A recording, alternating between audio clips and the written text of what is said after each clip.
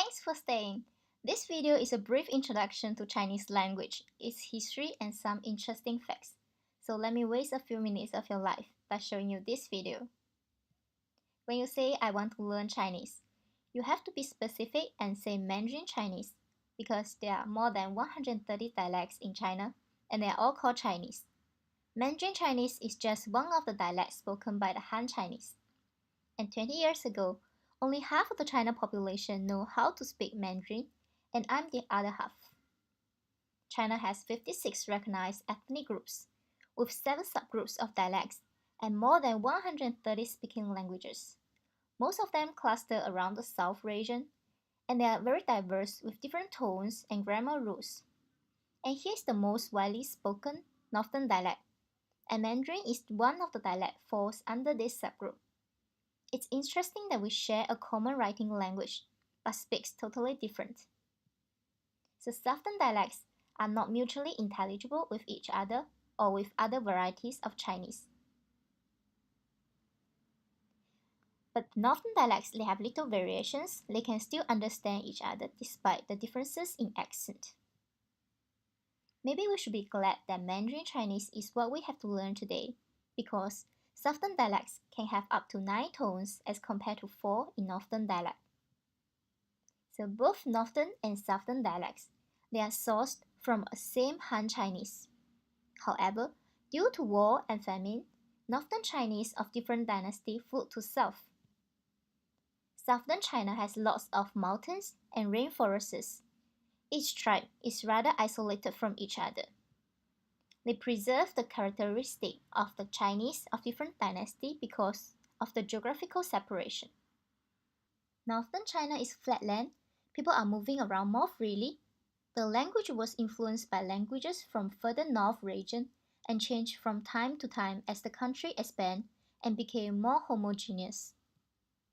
You might be curious about how the emperor communicates with the officers from each region since they don't share a same speaking language. So, the officers have to learn Mandarin Chinese before they go to the capital, and more often, they don't have the chance to talk to the emperor directly. They write to each other.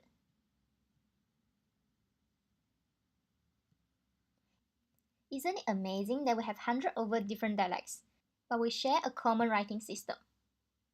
The credit goes to the first emperor of China, Qin Shi Huang, who standardized the writing of Chinese characters.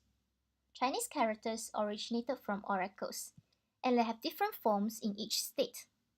After Qin, emperor conquered all other states. He standardized them into one, so that it will be easier to rule and the country will be more unified. To facilitate communication, to increase literacy rate, and promote social harmony, the Chinese government today plans to standardize the speaking language now. Mandarin is translated into Zhongwen or Hanyu.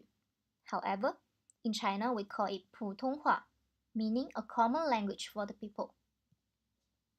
The Mandarin speaking rate in China increased from 53% to 73% in less than 20 years. I can feel this trend because when I first started learning Mandarin in school at the age of 8, all teachers conducted lessons in our local dialect. Even the Mandarin teacher, she can't speak Mandarin very well. Around year 2005, the school forbids students from speaking dialect in school. And 10 years after, even the older generation in their mid-40s started to speak Mandarin because their children or their grandchildren can speak Mandarin only.